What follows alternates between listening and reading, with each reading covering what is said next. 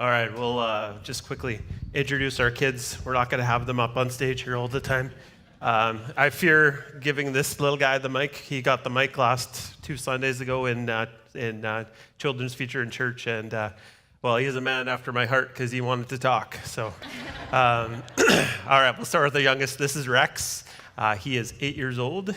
He loves Lego and dinosaurs and all sorts of things like that. And so, yeah, he likes to talk. He's the town greeter. So, yeah, you betcha. This is Jack. He's 12 in grade 8. He loves his mountain bike and just started playing hockey this yesterday again.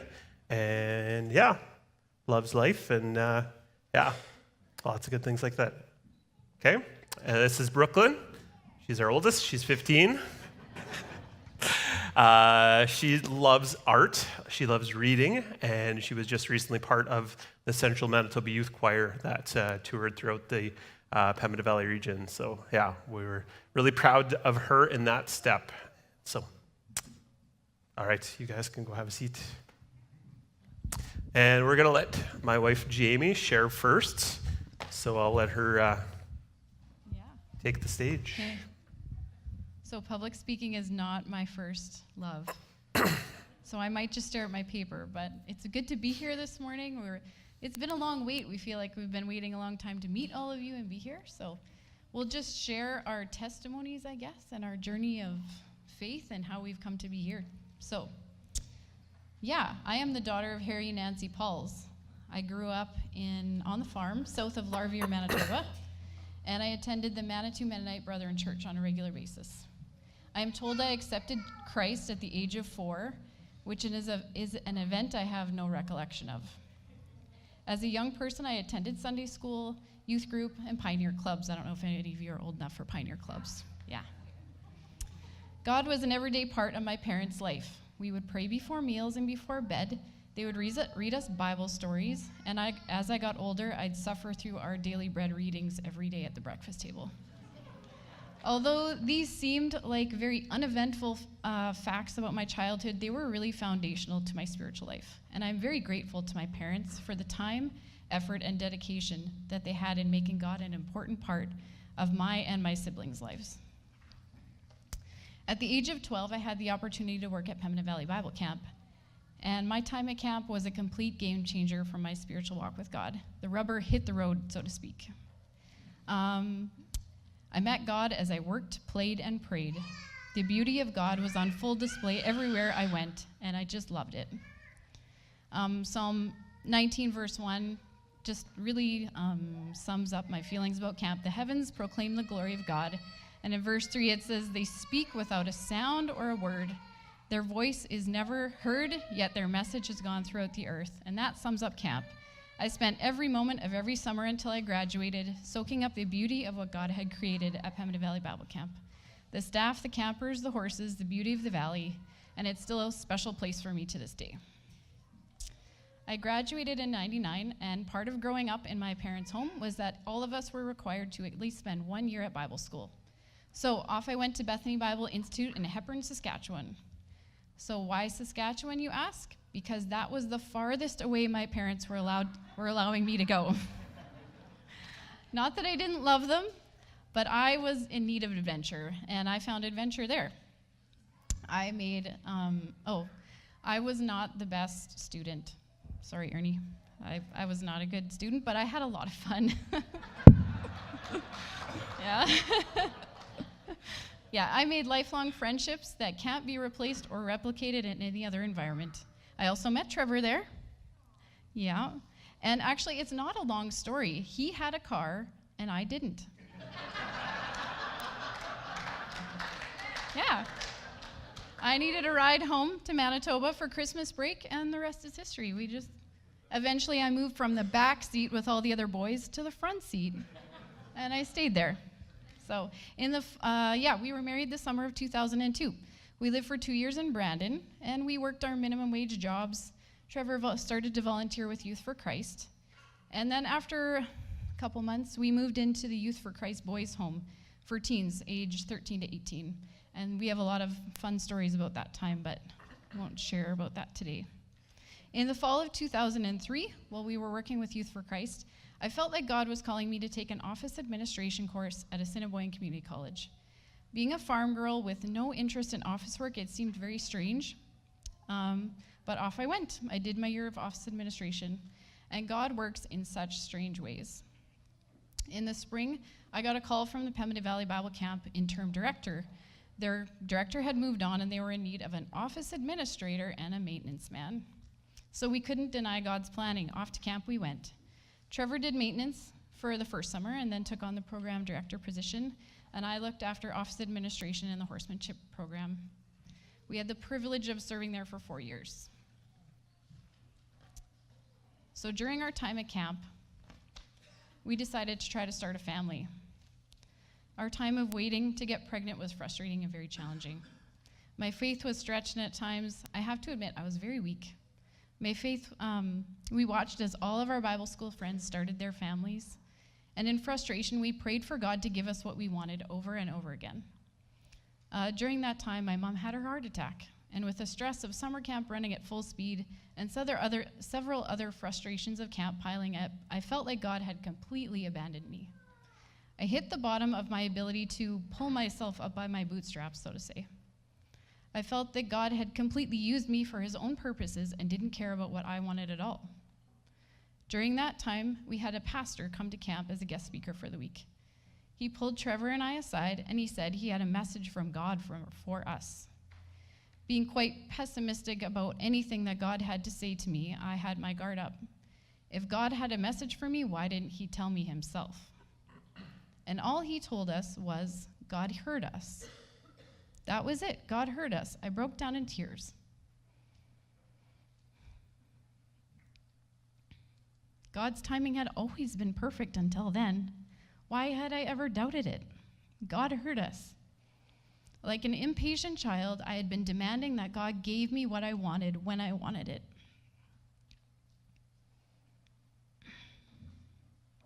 I demanded that God gave me the same things that everyone else had, but it wasn't my time yet, and it was a beautiful revelation that has served Trevor and I well as a married couple.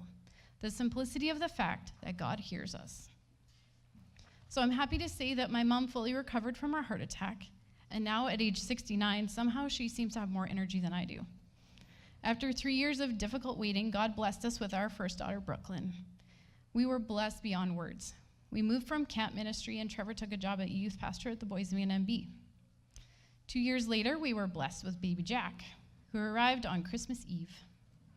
We had lots of opportunities to grow during our pastorate in Boissevain, which is code for it was really hard. Being a young couple with 2 young kids, no experience in church ministry, we made a lot of mistakes. And unfortunately, we left Boissevain after only serving for 4 years. But thankfully, God didn't give up on us. In the spring of 2012, Trevor got a call from Glen Cross Mennonite Church, close to Morden, and asking if we'd consider to be their youth pastor. In complete honesty, I was a little shy of working with church people again. We were hurt after our last experience, but somehow God got us back on the horse, so to speak, and in the fall, we moved our family to Morden. We spent 9 years at Glen Cross Church. So many things happened in those 9 years. When we moved there, Jack was almost 2, and Brooklyn was almost 4. I had a difficult surgery, and I was told that it was highly unlikely that I would have any more children. 12 months later, we were blessed with Rex. So God showed up yet again, proving that he is in control. Not me, not a doctor, nobody else. During those 9 years, Trevor was able to make lasting relationships not only with the youth, but with the congregation. The kids and I found friendship, mentorship. I fell deeply in love with Bible study and small group ministries there. Trevor will share more about his experience as the youth pastor, but I felt like this time of my life was just called chasing kids. Diapers, late nights, strollers, playpens. Going to the beach was like packing for a deep sea expedition. It was like, so to be honest, much of this time is a sleepless blur. I'm thankful I took lots of pictures because I don't remember much of it. Over and over, God would prove himself faithful to our family as our kids grew, through ear infections and broken bones and knocked out teeth and difficult friendships. the loss of the loss of beloved pets, and the frustrations of math homework. Although the pains of childhood sometimes seem very trivial to parents and adults, the pain is very real and very deep for our children. And I could see God minister to my children in ways that I never could. How beautiful Psalm 139 is, how intimately he knows each one of us and walks through life with us. It's such a comfort to me to know that God walks with my children in their struggles when there's so very little I feel I can do to help them. Towards the end of COVID in the fall of 2021, it became very clear to Trevor and I that we were in need of a church ministry break. We were pretty tired. We had dearly loved our time at Glen Cross, but we needed some rest. So we made the very difficult and quite emotional decision to resign from Glen Cross. At that time, we had no idea what we would do next. Trevor took a production job at Triple E and Winkler building travel trailers, a job where he could put down his tools at 3:30 and just come home. We began attending Westside Community Church in Morden once the restrictions lifted, and it's been a very life-giving place for us to worship. We've had the privilege of leading a small group over the last year and helping out with some children's ministries, where Brooklyn and Jack have been able to help out as well. And that pretty much catches you up to today. When Trevor and I were newlyweds, living in our little apartment in Brandon, we had no idea what the future would hold. We knew that we were discontent just working to pay the bills and the rent, and God has been gracious enough to allow us to participate in the things that he does. We know that every opportunity we've had to serve, whether it's been with Youth for Christ, camp, or youth ministry, has been a gift.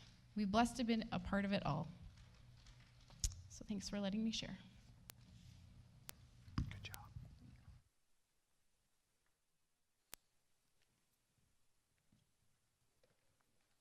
She did pretty good for a person who doesn't like public speaking, eh?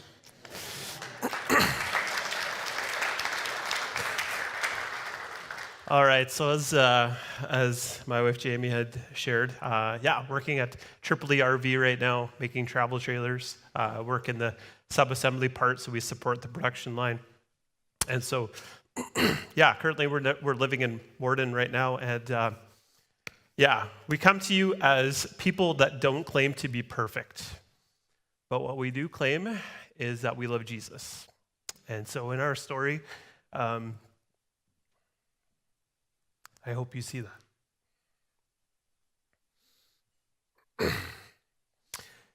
So the elders asked me to share my story. And so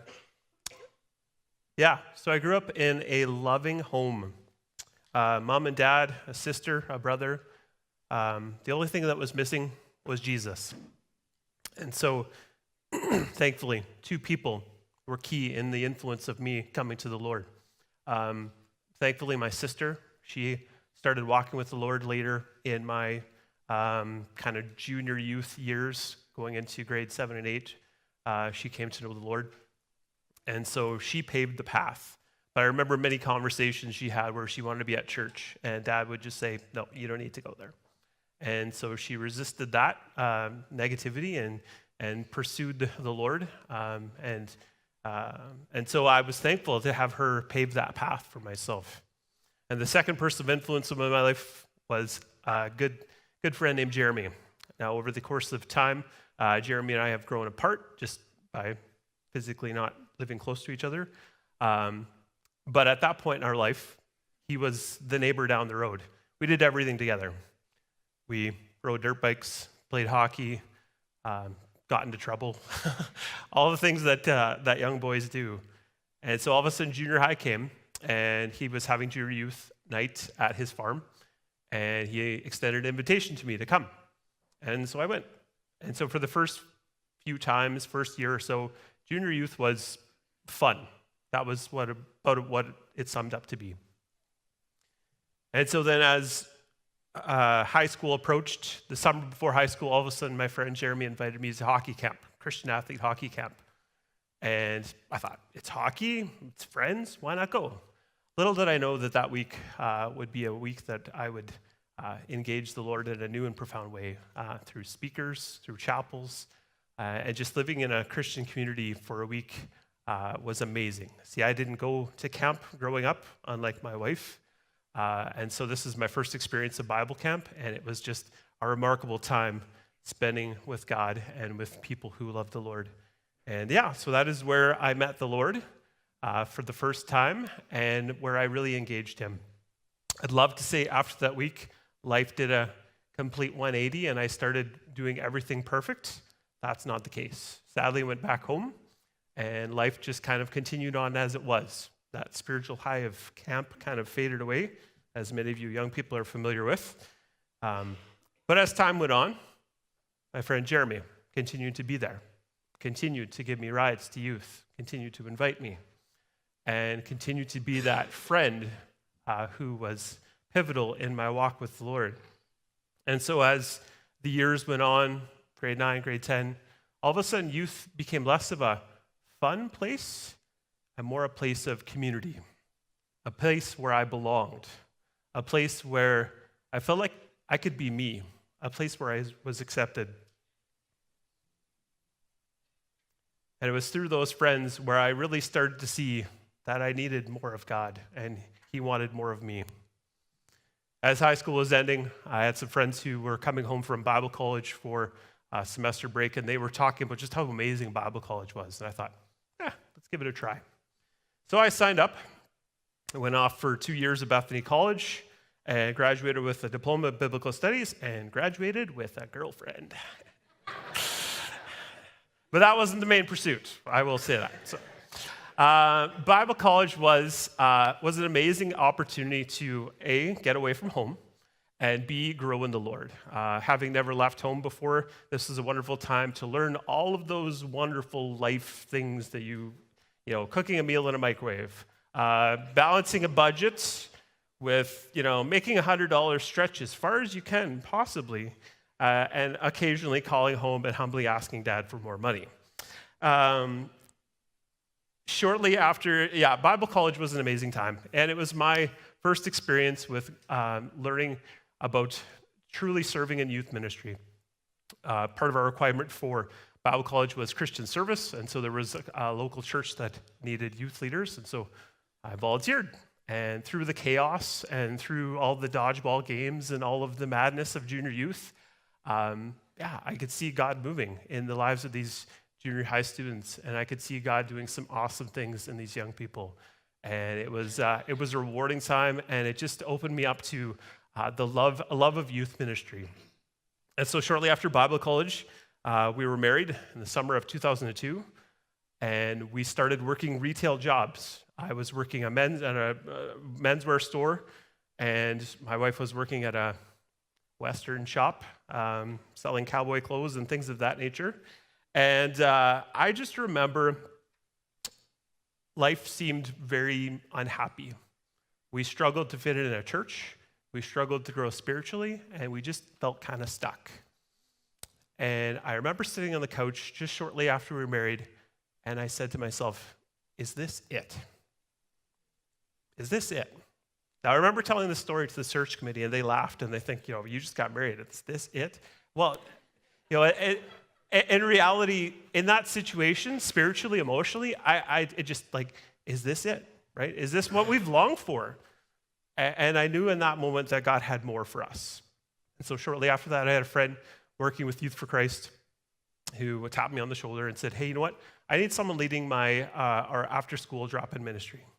And so my pursuit, so we started working. I started working at the YFC drop-in every day after school.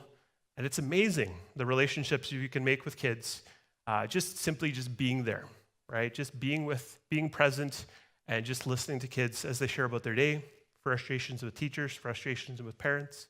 And it's remarkable to hear those stories and to just interact with kids. Some days were great. Next day they would come in, just all the frustrations in the world just pour out. And it just was a remarkable atmosphere to just play a game of pool and just talk about life, right? And talking over the counter over a Coke and just talking about their day. And so we tried our best to try to implement spiritual conversations throughout the time, but we realized fully that we were dealing with kids who church was foreign to them. And so a lot of the basics of Christian walk were very foreign to them. And so we tried our best to implement some of the very basics of Christianity. In some ways we were successful, in some ways we struggled with that, but we did what we could. And so partway through that year of working at Drop-In, we had another member of the YFC staff who said, you should come help with our U-Turn program. Now, U-Turn was designed as a house they had a boys' house and a girls' house, and it was designed for students ages 13 to 18 who didn't fit into the foster system. And so these were kind of I hate to use the word rejects, but that was kind of the way the system was treating a lot of these kids. And so being house parents, we lived in the house, and we had a small apartment in the house. Each of the boys had a small little room that they could call theirs.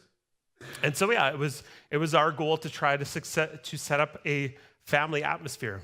Now keep in mind, we'd only been married a year at that point, and all of a sudden we were parents of 14, 15, 16-year-old kids. That was interesting. In our first week in this ministry, the police were at our house 3 times. So that was interesting. That was new. We had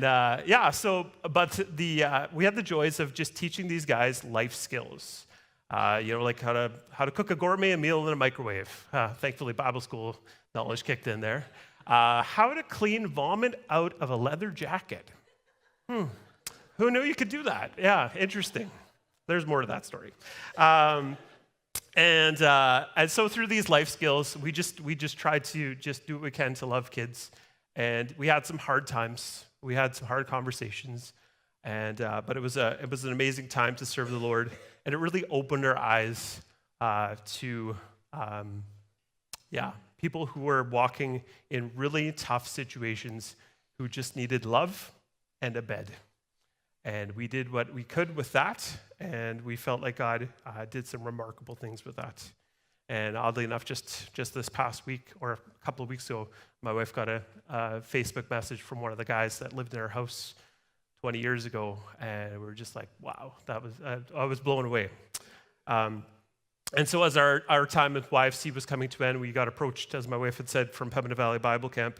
And so we packed our belongings with what we thought was 3 months of service, but it ended up turning out to be 5 years. And so as the summer of 2004 was ending, we were prepared to leave, but we were approached by the leadership to say, we'd love for you to stick around. We have a new director starting around Christmas, and so we'd love for you to kind of be the stability to kind of bridge the gap in the transition of leadership.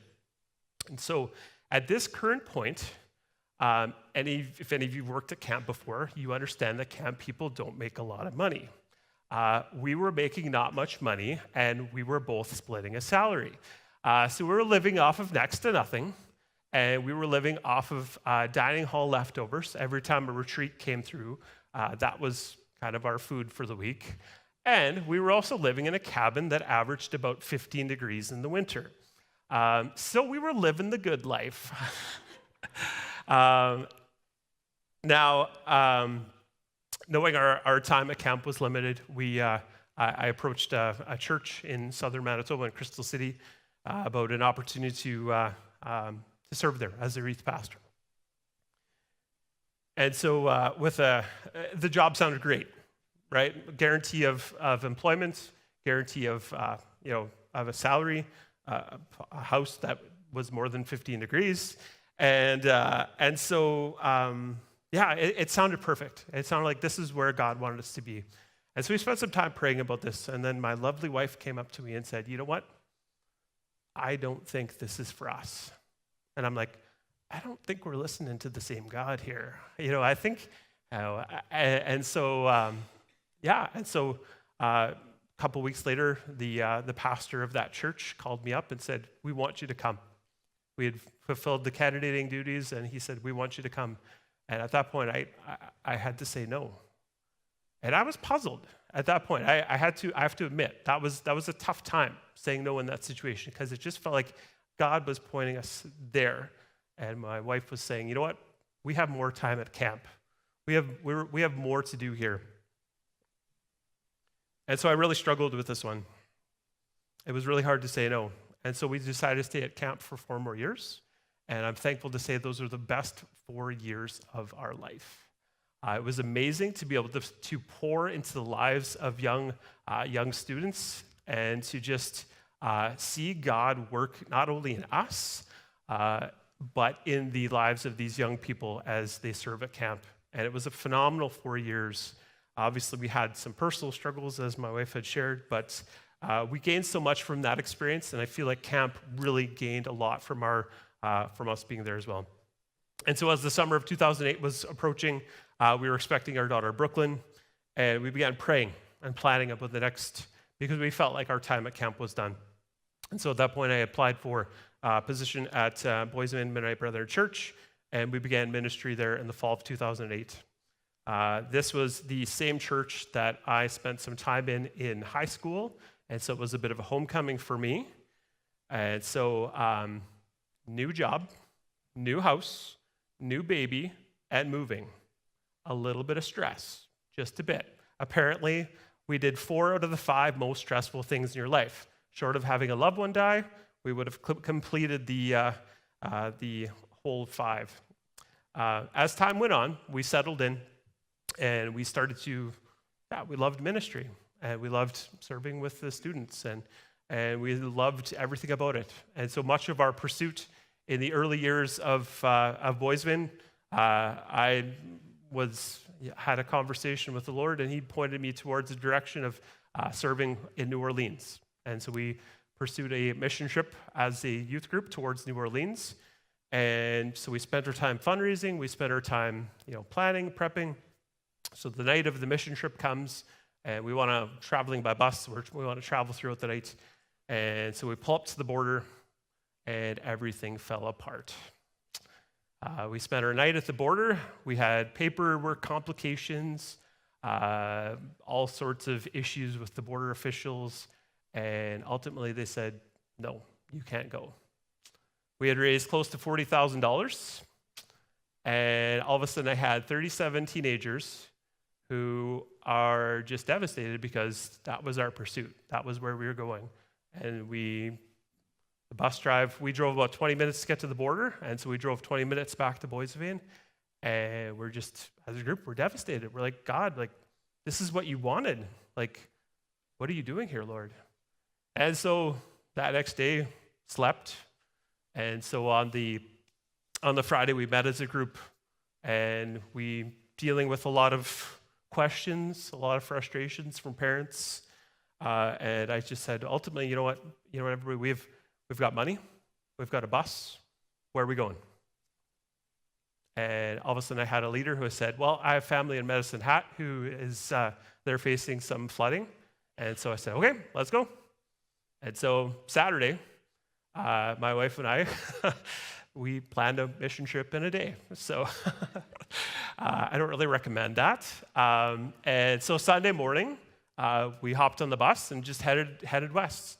I had the first day planned. That was it. And I kid you not, it was remarkable to see God move in that week. Every day as the day was unfolding, I kept getting texts, phone calls, from people who had heard that we were in the city.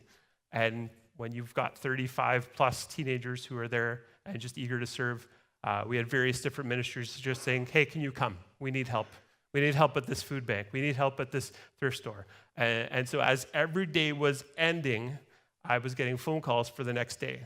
And the same thing would happen the next day. And the same thing would happen the next day. And I tell you, by the end of that week, I was exhausted. But I was just marveled at how God was moving. And by the end of the week, we went from a group of students that were devastated for what we felt like God had done in the week where we were supposed to be in New Orleans, but we saw students marveling at what God was doing in this situation.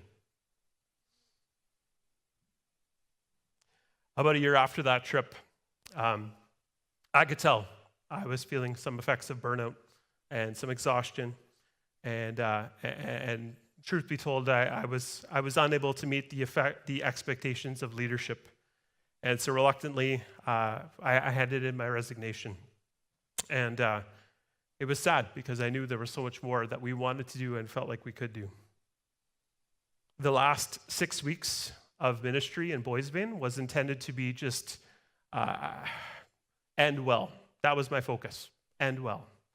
And we were tired, and so we just, okay, let's end well. And so earlier in that year, I had planned to be a part of a mission trip to Mexico. And so that trip was supposed to be happening during these 6 weeks of my resignation. And so I stayed with the plan of going on that trip. Originally, the plan was for that trip to be used as kind of a scouting for a youth trip, for a possible future youth mission trip. And I thought, you know what, this could be good. I'm going to go on this trip, opportunity for God to speak and an opportunity for God to just give him the platform to speak and to see him in a different avenue. And so this trip was with some various Christians, other Christians from other churches in the community. And so the plan was to leave on Wednesday, use Tuesday as a day off, and Monday was the day to finalize all the details. I'm sitting in my office on that Monday. I remember distinctly it was Lou Riel Day, so it was the holiday. I'm sitting in my office, sending off emails, and all of a sudden one of my youth leaders walks in. And he says, "Did you hear about the accident?" I'm like, "What are you talking about?" "No, I didn't hear about this." Turns out 2 of our girls from our youth group had died that morning in a snowmobile accident, and my jaw just hit the floor. 2 teenage girls, 14 and 15, just died that morning. I had no words. I hopped in my car and headed for this mom's house. And I sat outside her house in the car, and I just I don't know what I can say, Lord. And so I walked into the house, and the 2 girls that died, one girl was at SETI. She was, had been adopted and brought over to Canada around 10 years earlier from Ethiopia. And the other girl that was living in the house too, the other girl that passed away was Carla. She was an exchange student from Mexico living with at SETI, and horrible. I remember going to the house and just not knowing what to say. And so I just sat there on the couch, just nervous, a nervous young youth pastor, just not knowing what to say. And at SETI's mom comes up to me, sits beside me, and she just tells me about how much the girls loved youth group. And we just sat there, exchanged stories, laughed, and cried a lot. What a humbling experience.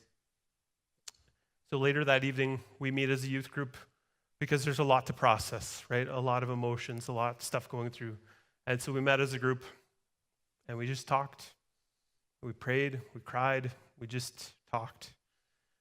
And so the next day, after that, what a wonderful evening. The following day, the principal of the school asked us ministerial to be in the school, to just be there, be present, to just talk with kids. And so another extremely difficult day. And so in my head, throughout this day, I'm processing not only the loss of 2 students of our program, dealing with the emotion of that, dealing with all the emotion of what kids are going through. And I have in my mind, I'm like, I'm supposed to be leaving on Wednesday, and this is Tuesday. And I'm just like, I had this internal battle. The selfish part of me is like, just go. You're done here. You've done your time. Just go. But then God was saying to me, you know what? You're needed here. And so I stayed for the duration of the funeral. And I tell you what, God blessed me immensely through staying. For the second time in less than a year, my plans were not the same as God's plans. God affirmed my staying in 2 ways. First, I was asked to read some scripture at Eddie's funeral. What a humbling experience to be able to just say farewell to an amazing young woman.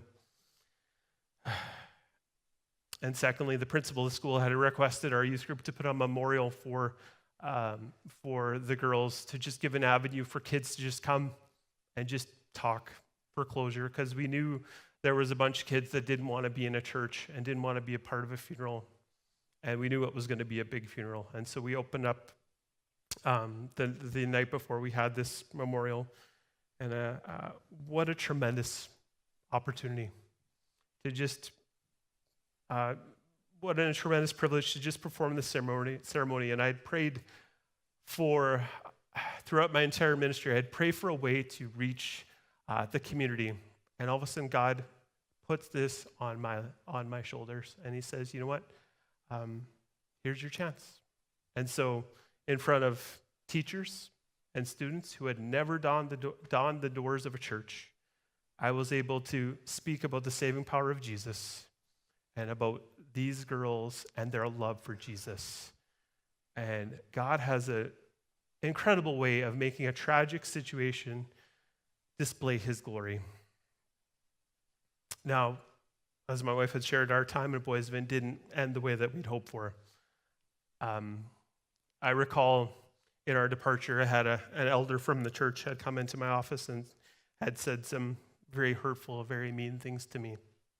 And so we left very hurt, questioning our calling, questioning our purpose, questioning a lot of things. And so we needed some time to just rest and heal. And so we took some time off. And and so eventually I took a job in Boisville in production, actually working with Peter's brother, Jake. And so as time went on, I said to my lovely wife, I said, someone is going to call us and tell us to come work at a church. And she's like, you're nuts. That's not going to happen. That doesn't happen. People don't call you and tell you to come work.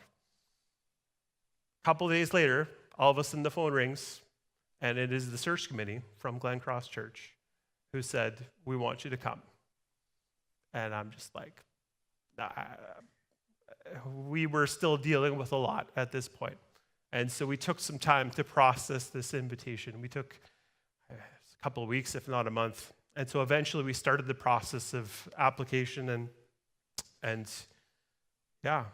the funny part about this, the pastor that I said no to back in Crystal City, he was the pastor of the church at Glen Cross. So I guess he really wanted to work with me.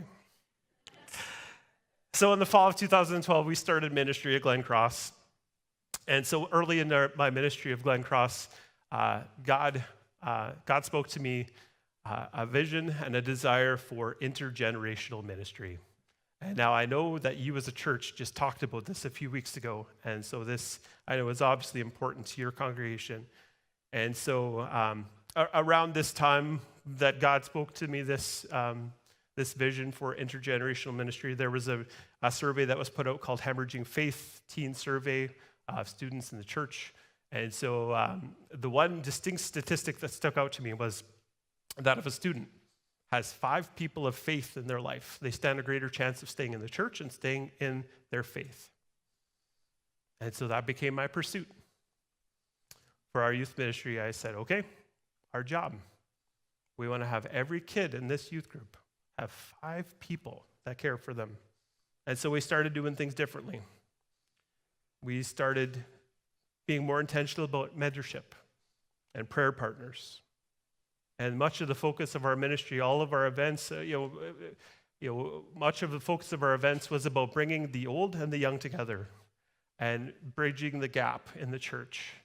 And so doing things like games nights with seniors and just invading people's houses from our church and just going for supper and just saying, hey, we just want to be with you. And it was remarkable. And in the end, we had a pursuit of doing a family mission trip, a church family mission trip. And so once again, bringing young and old together. And so we headed off to Vancouver and served God in the inner city of Vancouver. And the week was great, but what was even more profound was after. Seeing the relationships that had just continued on past that trip, where adult men and young teenage boys doing life together and praying together and just encouraging each other. And I know a couple of years after this, I would see students who would come home from school and their prayer partner, their mentor, who would see them in the church and just like run after them and just say, hey, how are you doing? How's life? And so to me, that is huge to know that these people have one of those five are those people who want to impact them and continue relationships. The other great joy of time at Glen Cross was just doing life with students. There was, of course, the hard times, right? Dealing with kids who were dealing with addictions, dealing with questioning God, dealing with doubts. But there was also the joys of walking with students, dealing with the good days, taking part in weddings and baptisms and graduations and seeing where students have come after that, seeing students who are now serving in ministry, seeing students who are preaching their first sermons, and it's just remarkable to see some of these students, many of these students, living out their faith in their community. What a reward. And so as the fall of 2021 was approaching, I was tired. Everyone knows COVID had a lovely little impact on pastors. And so I was tired. Our pastor had gone through a lot in his personal life over the previous 4 years of that. He had lost his niece, his sister, his wife, and just in the course of 3 years, he had suffered an unsurmountable loss. And so that ultimately some of the leadership was handed to me. And so over time, I was tired. And so it was always our desire to end well. And I'm so happy to say that I felt like we ended ministry at Glen Cross at the perfect time. And we were so proud to just leave in that moment and glad to see what God had done in our life. So following our time at Glen Cross, we committed to a year Sabbath, so to speak, a year to rest. And so we took that year to just be, to just live, to work our jobs, to go to church, and to just invest back in our family. And so as that year was starting to pass, we started to felt the desire to be involved in church again. And so I began to preach occasionally at different churches, and we became small group leaders in our church at Westside. And as we started to do more of this, all of a sudden God started stirring in my heart, okay, I think it's time. I think it's time for you to find a church to work in. And so I recall in the spring seeing an associate pastor ad for a church in Steinbach, and looked at emailed Colin for a job description. He replied back, and I looked at it, and my wife looks at it, and she's like, that's for you. That's perfect for you. And there was a deadline to apply, and I just felt no peace. I just this is just, I don't know. There was just something going on. And so we put pause on it. We pushed pause on it. And so a month or so after this, we took an anniversary trip as a couple, just to the city to get away. And so during that weekend, we just spent so much time talking, and we came out of that weekend convinced that this is where we needed to apply. But yet, I still hesitated. And so a few weeks after this, I'm working my job at Tripoli, putting together plumbing pieces, because that's what I do, cutting plumbing pieces. And my brain has just disengaged. If any of you have worked production work where you do the same thing day in and out, my brain had just shut off that day. And I was doing things by muscle memory. And I took a break, and all of a sudden it was just like this hit to the head where it's like, what are you doing?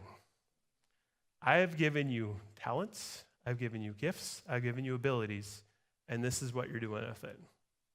And so immediately, I sent a text to my wife. Thank you. Right word order. Yeah, word order is important. I sent her a text and said, okay, we're going to apply. And so immediately after that, I sent a message to Colin, and I just said, is the job still available? And so we began the process. And now the tough part about applying at a church, kids have a lot of questions. As you begin a process, there's questions about moving. And so we struggled a lot with the process.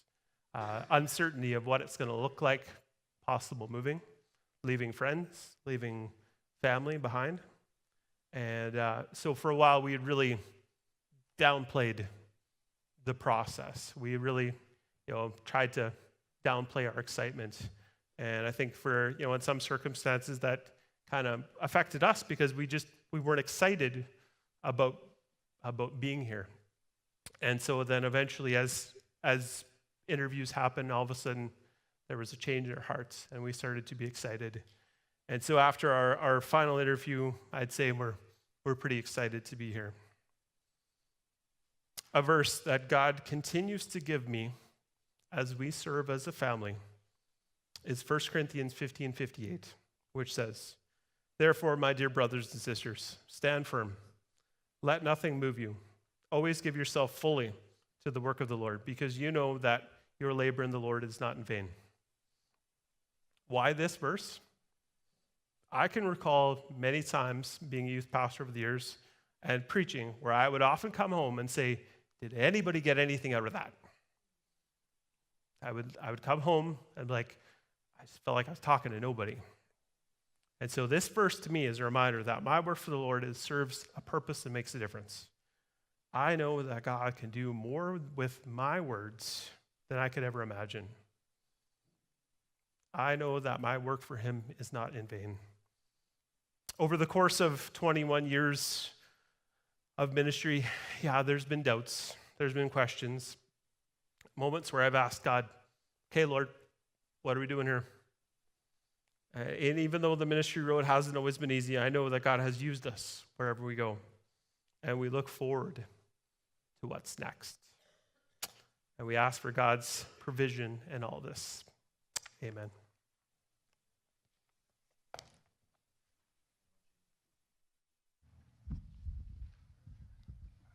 Trevor, I just said, hang on, Jamie. Jamie, you want to come up? I'd like to pray for you guys while the praise band comes up. You guys can come up. Just like to pray for you. I don't know how everybody else is feeling, but this is better than a sermon. You guys kind of opened your hearts. You became transparent, and we got to know you. Personally, I like the idea that there's more people with allergy troubles, meaning it's a local joke. I talk about my allergies bothering me because I get emotional. So anyway, thanks so much for sharing with us this morning, and I'd like to pray for you. Heavenly Father, thank you for Trevor and Jamie and for the work that you have done in their life. And we got the real sense that this is a team and that you speak to both of them and that they connect with each other and discuss things and try to listen to your voice together. And I pray that you will continue to bless them. And moving forward, whatever the steps are, Lord, we know that you are faithful, you are good, and we ask that you would continue to move and bless. And we commit ourselves to you in Jesus' name. Amen.